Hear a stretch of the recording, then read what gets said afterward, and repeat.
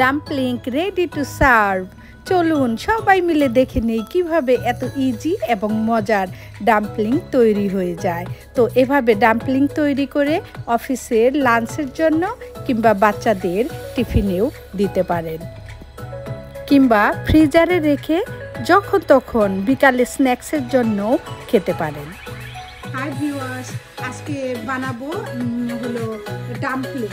এর জন্য আমাদের লাগবে হলো ডাম্পলিং, এই যে রাপার শিট, আর হলো লাগবে এখানে আছে এই যে সয়া সস, এটা, আর এটা হলো সেসামি অয়েল, আর এখানে আছে এগ। এখান থেকে একটা দুইটা এগ ইউজ করব, আর হলো চিকেন কিমা ইউজ করব, আরও ইউজ করব অনিয়ন লিভস। তো আমার সঙ্গে থাকুন, একটার পর একটা দেখাবো যে কখন কি দিচ্ছি। এই যে প্রথমে চিকেন কিমা নিয়ে নিলাম, এখন এর ভিতরে দিয়ে দেবো ডিম।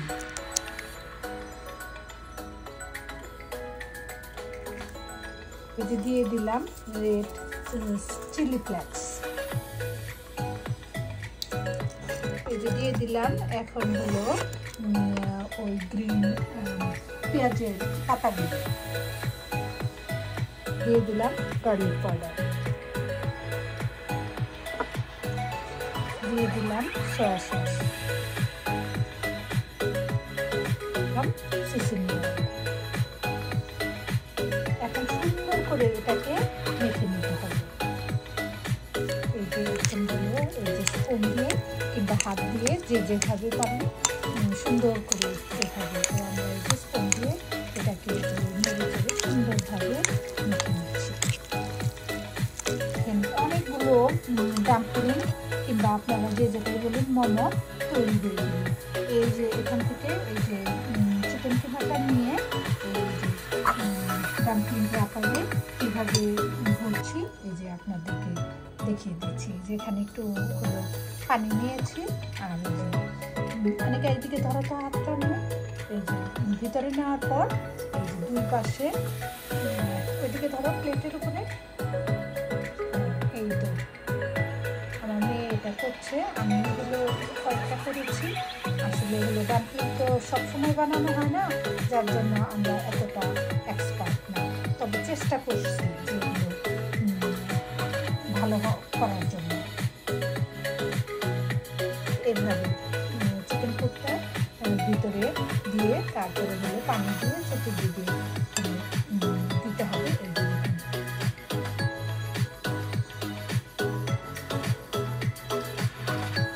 তারপরে এইভাবে ভাজ করতে হবে, যে যেভাবে পারেন।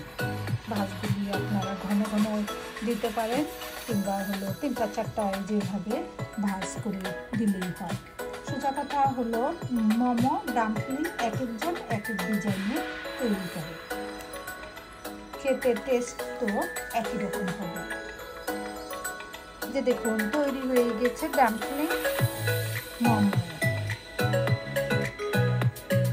অনেকগুলো একসঙ্গে। এটাকে এখন স্টিম করে ভেজে নেব, ওটাও আপনাদেরকে দেখাবো। মোমোগুলোকে এভাবে হলো একটা ডিব্বাতে রেখে আপনি কয়েক মাসের জন্য সংরক্ষণ করে রাখতে পারেন। এটা যে কোনো বিকালে কিংবা যে কোনো মেহমান আসলেও এটাকে আপনি ভেজে দিতে পারেন। তাতে লোকজন কিছুতেই বুঝতে পারবে না যে কখন আপনি কীভাবে মেক করলেন। এটা হলো মুখটা সুন্দর করে এখন হলো শক্ত করে বাতাস বের করে এটাকে হলো ফ্রিজারে রেখে দেবে। যেবারে ওঠানো শেষ হয়ে গেলো, এটা এখন ফ্রিজারে রেখে দেবে।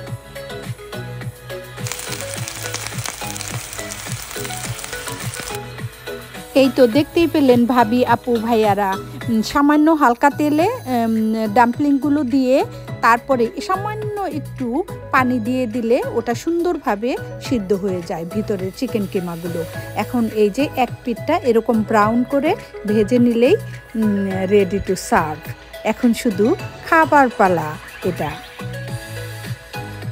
এই যে রেডি চিকেন মোমো কিংবা ডাম্পলিং, যে যেটাই বলুন। এই যে এভাবে সয়া সস দিয়েও খেতে পারেন, অনেক টেস্ট, আর কিছুই লাগে না। এই যে ভিতরটা এরকম একেবারে চিকেন কিমাগুলি সুন্দর সিদ্ধ হয়ে যায়, অনেক মজার।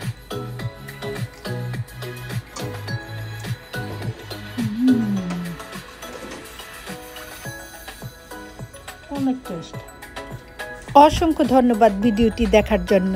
আবারও দেখা হবে, কথা হবে খুব শীঘ্রই নেক্সট ভিডিওতে। ততক্ষণ সবাই ভালো থাকবেন, আনন্দে থাকবেন, আমাদের চ্যানেলের সঙ্গে থাকবেন। বাই।